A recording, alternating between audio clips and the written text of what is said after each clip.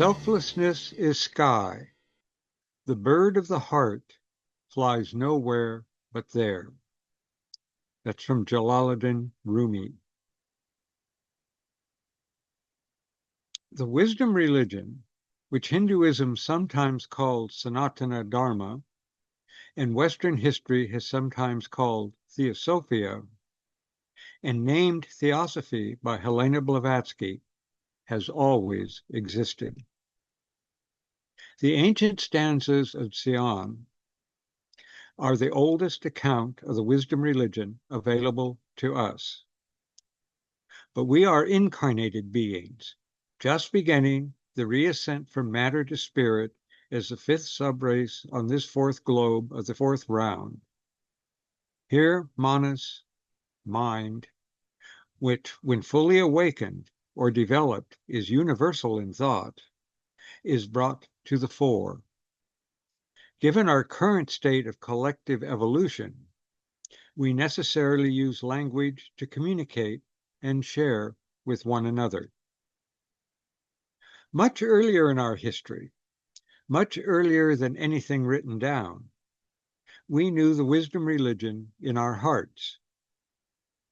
But the involution or descent into increasingly concrete matter, now at its most solid, so to speak, obscured and eventually eclipsed that innate knowledge. It is our task in collective evolution to remove that obscuration so that the wisdom religion can shine through our Buddhic hearts in ever pure radiance. The voice of the silence teaches us how that can be done. Indeed, the only way it can be done. No matter whether we choose to do it for ourselves alone or for all humanity. This choice, of course, is the ultimate choice we will all have to make in the future. But as Theosophy makes clear, every choice we make, every reaction we have, tends in one or the other direction. Escape for oneself or uplift of the whole, so that when the great moment of that ultimate choice comes, our response will be based on our tendencies through numberless incarnations. Plato taught that all knowledge is recollection, and it is this recollection of what is latent in us, the wisdom religion itself, that he meant. Since we are incarnated here now, the wisdom religion has to be expressed in the languages that we use to link ourselves together. In fact, we are all the one life. But that life expresses itself in great diversity. And it is only through the awakening of manas in human beings that conscious movement toward realizing the one life is possible. This movement includes the reflection and self-reflection required for any level of realization of that truth. Hence, it is our dharma, our duty, the law of our being, to strive to realize that one life and uplift not only humanity, but the whole of nature, the whole of embodied existence, toward that realization. Theosophy is given us in the Secret Doctrine and other writings of HPB, and eloquently supported by profound teachers in her day and in the century and a half since the founding of the Theosophical Society, is an expression of the wisdom religion, the most comprehensive expression given to humanity in recorded history. Even this magnificent teaching, Theosophy, is an expression of the wisdom religion, not the whole of that truth, nor a perfectly transparent expression of it. For it reaches even beyond the one life, the unity of spirit and matter, to the formless and that which gives rise to the formless potential that involution and evolution actualizes. And as the Upanishadic Hindus say, that thou art, tat tvam asi. The wisdom religion did not spring altogether new in the 19th century. It has always been with humanity, but its expression has always been subject to two limitations. One limitation is the nature of the language, culture, and psychic condition of the people for whom it is expressed. The second limitation is the sacred safety of those to whom it is expressed. The masters of wisdom cannot interfere with karma, and so even the greatest of teachers will not give more than the people whom they teach can absorb without harming themselves or others. Nor can the most sacred truths be given to those who would only distort or mock them. The karma of denigrating the truth is heavy, tempered only by the degree of ignorance in doing so. No wonder the Christian Bible says that the one unforgivable sin is to know the truth and to reject it. Here, our ignorance is a protective illusion. If the wisdom religion has always been with us, if, as HPB taught, it is the source of the religions, philosophies, and sciences of humanity, past and present, then it must be discernible in all of them. Doing so requires understanding the concepts used in these human endeavors. It requires looking beyond the concrete and literal surfaces of those concepts and the ways they are used. That is, it requires an esoteric understanding of all traditions. While such discernment requires training, we are all familiar with the process. When someone tells us about some problem or crisis, we listen to what they say, but we also watch their expressions and body language to glean a deeper understanding than their words alone can convey. Hence, we often tell when someone is not telling the truth, when they are dodging the real issue, and so on. Friendships are often based on the ability of both parties to read each other without judgment or criticism. Sometimes we can discern another's deep concern more clearly than they can themselves. Such discernment is required for sensing the gold in the ore that presents itself to the prospector's senses.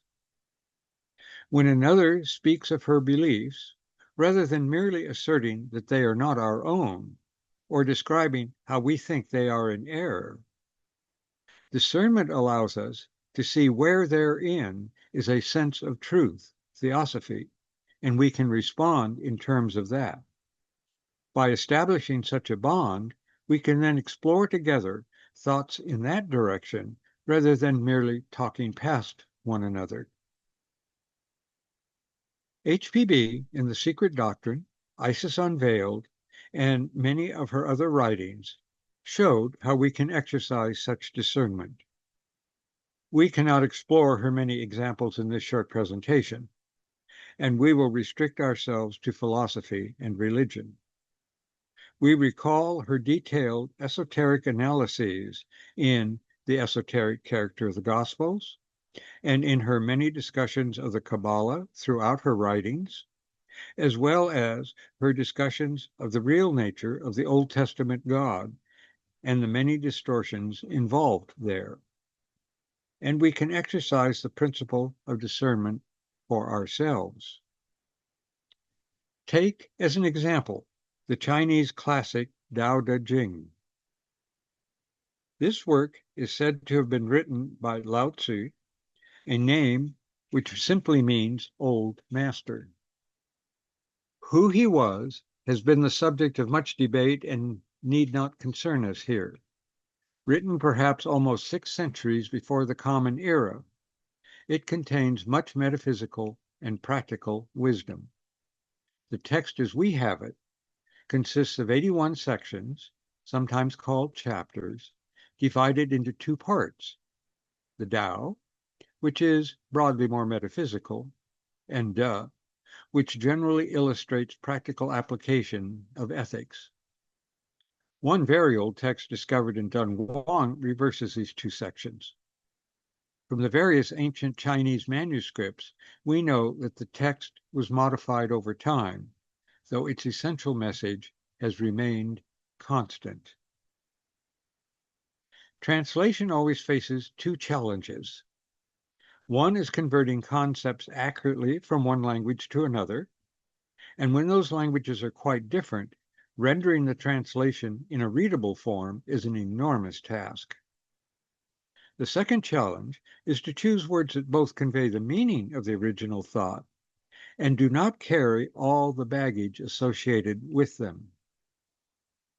Think of the many meanings of logos or of soul, both of which have centuries of attached philosophy and theology, which may unintentionally distort the accuracy of the translation. Even more is this true in the case of ancient Chinese, a language quite different from English, Spanish, or Portuguese. As an example, the Chinese character for Dao can be a noun or a verb, depending on context, and this is true of many Chinese characters. Dao, for instance, can mean way, path, that, the absolute, even name as a noun, and walked, trodden, be told, spoken of as a verb. Such multivalent meanings attach to almost every character in the text. We recall HPB's discussion in The Secret Doctrine of the difficulty in translating the even more ancient Senzar into the stanzas of Xian as we know them. The case of the Old Chinese language led Jonathan Starr to produce a translation that includes an analysis of each Chinese character in the text in terms of its possible meanings, along with his own translation. The first verse in the Dao section has been translated in many ways, but the following translation captures much in common with all of them. The Tao that can be spoken of is not the eternal Tao. The name that can be named is not the eternal name. The nameless is the origin of heaven and earth. The named is the mother of myriad things. Thus, constantly without desire, one observes its essence. Constantly with desire, one observes its manifestations. These two emerge together, but differ in name. The unity is said to be the mystery of mysteries, the door to all wonders. We immediately notice that the way, the absolute, that is eternal, cannot be spoken of, just pointed to here. Thus, the name that can be named is not eternal, though it may seem eternal to us. The absolute, which cannot be spoken of, is the origin of heaven and earth, the traditional Chinese metaphor for all existence, visible and invisible to human senses. What can be named, the lower Tao, so to speak, is the mother of myriad things, a phrase which can also be translated 10,000 things, another traditional metaphor for all that exists. The nameless Tao, the unmanifest and formless, gives rise to the Tao that can be named, the manifest and form. When Tao is understood as the way, the manifest way arises from the unmanifest way and is a cosmic principle also found in the human being. The text then turns to the individual and his or her capacity for perception. If one is truly desireless, one can discern its essence. The word for discern can be translated witness or recognize, and essence can also be mystery, true nature, or even one's own nature, among other possibilities. If one has desires, one only discerns the 10,000 things. Desire is the key to knowledge. When we have desires, we can only see objects of desire, being attracted to or repelled by them. But when we are without desires, we can penetrate the true nature of existence, which is also our true nature. Here, theosophists might think of viraga in the voice of the silence. We are told that these two modes of discernment or observation are distinguished, but are really only one. They merge. And this unity is a great mystery, but also the door to all wonders. And given the Chinese characters used to express this, we can also say it is the door to one's true nature. This all too brief discussion of just the first chapter of the first section of the Dao De Jing is enough to show the profound depths of its teaching. The remainder of this short book, containing about 5,000 characters or words, expands on this doctrine and applies it to the individual human being, to society as a whole, to the nature of governance, and also characterizes the truly wise individual. Reading the whole work, one can readily find the 7 keys to the portals that lead to the other shore, according to the voice of the silence. The keys are oneself, purified by the paramitas, which name the portals. For the voice teaches one cannot travel the path until one becomes the path. One follows Tao by becoming Tao. We see here the wisdom religion expounded 2,000 years before HPB, though in a form suitable to the time and civilization in which it was given. And, like all expressions of the eternal wisdom, it remains relevant to us today, though we live in a quite different time and culture. Islam, the tradition founded by Muhammad and embodied in the Quran, consisting of revelations by the angel Gabriel to Muhammad over a period of years and gathered together after his death, has 2 broad dimensions. The common form of Islam is legalistic, reminiscent of the Talmud of Judaism, though quite different. The other form is Sufism, which avers that the Quran must be read esoterically. Believing that the divine has permeated all religious traditions, at least to some degree, Sufis teach that only through such esoteric understanding can God be understood. This stance is true of both great branches of Islam, Sunni and Shiite. Scholars have long studied the emergence of Sufi groups in Islam.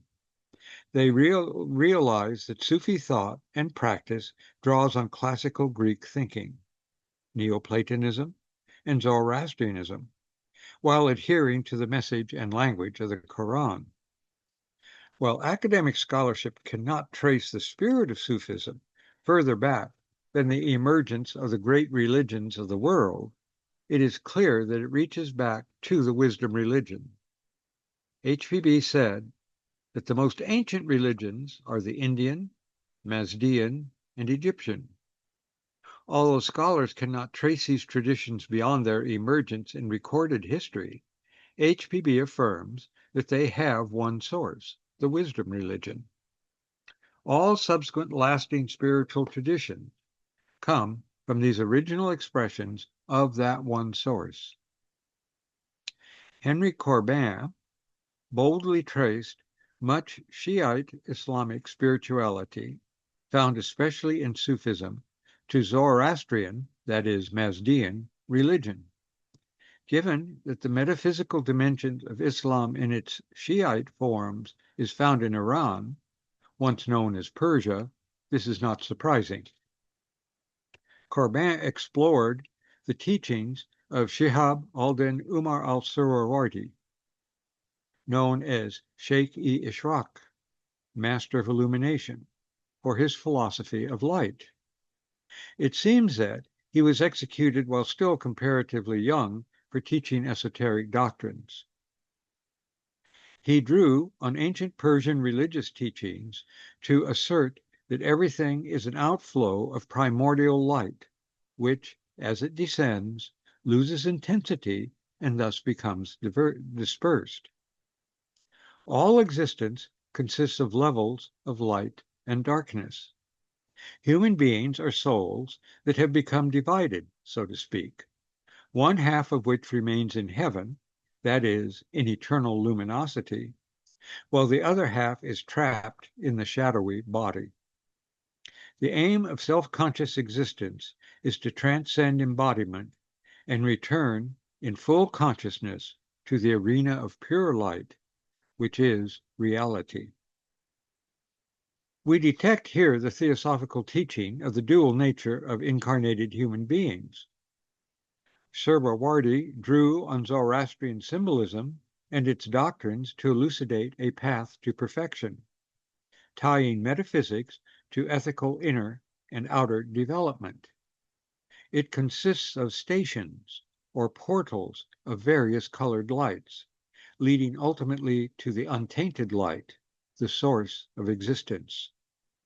Here one might think of the references in the Voice of the Silence to sounds one hears in one's meditational efforts, and to the sound in the light and the light in the sound. Suhrawardi held that Plato, Hermes Trismegistus, and Pythagoras had all traveled the path to God. Corbin said, quote, "In northwestern Iran, Suhrawardi carried out the great project of reviving the wisdom or theosophy of ancient pre-Islamic Zoroastrian Iran," unquote.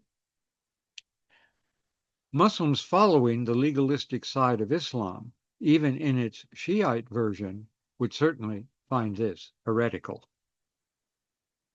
In the Sunni version of Islam, once extending from Arabia to the Iberian Peninsula, Muhyiddin ibn al-Arabi so permeated Islamic theology that his presence in all subsequent Islamic philosophical thought is like that of Plato in Western thinking. One of his favorite metaphors was that of the polished mirror. Islam holds that the Quran reveals 99 names of Allah. Allah as the name of God comes from the Arabic al-ilah, meaning the God. Many of these names are the opposites that are featured in human experience. There is also a secret 100th name, which remains unknown. Ibn al-Arabi taught that these names are the intelligent aspects of deity that permeate all nature. Indeed, they constitute it. Only in the human being, however, are all the names found together, though they are present in a confused, even chaotic manner. One might think of them as intelligent forces which need to be spiritually rectified. Ibn al-Arabi's favorite metaphor is that of the polished mirror. In his time, mirrors were polished metal that could reflect one's image. Polishing the mirror consists in nurturing and living the virtues suggested by the names. One name is al-Haq, the true or the real. If one reads his voluminous work, one discerns the same path indicated in the voice, but put in Islamic terms. Notably, these virtues include reverence for everything sacred, and everything is sacred because consisting of the names, and gratitude to one's teachers, visible and invisible. He emphasized through his vision of the names, Wadat al-Wujud, the unity of being, which theosophists know as the one life. These few examples, chosen from among many that could have been picked, merely scratch the surface of the wisdom religion's presence before HPB. They intimate, as HPB demonstrated throughout her writings, that the wisdom religion was never entirely lost from its expression at the beginning of our fifth race. As human beings descended ever deeper into matter and grew ever more involved in its distractions, The most sacred teachings were, when necessary, hidden, and as humans turned away from their spiritual natures, sometimes actively suppressed. In the West, one can think of the suppression and loss of Gnostic texts, many recovered only within the last century, and of the corruption of ancient doctrines by those who too easily said, "Behold, I know." The academic pressure to be original, rather than to understand ancient timeless thinking, has not helped in this regard. Theosophists strive to understand, and while they work to express such wisdom in fresh and comprehensible ways, they do not see such ephemeral originality, since, as the Hebrew Bible taught, there is nothing new under the sun. What is new in the last 150 years is the unveiling of the wisdom religion to an extent not seen in well over 2 millennia and more. Humanity in general lost its natural connection with the wisdom religion through identifying with the lower nature, mistakenly believing that the human beings are the tools, the lower quaternary, that they use to gain experience. The wisdom religion, or that unveiled portion of it called Theosophy, aims to awaken us from that misidentification. The error is so deep, the voice calls it the dire heresy of separateness, that we have to walk the paramita path, climb the ladder of lights, polish the mirror of our being through gradual realization and pure expression of that realization in outer interactions with others and all of nature. In doing so, we not only regain our inheritance, which is our true self, but uplift the whole of humanity and nature on the never-ending evolutionary path of increasing awareness and approach reality, which we are. For the Logos in the cosmos is the God in man, and we are what is best in us. Thank you.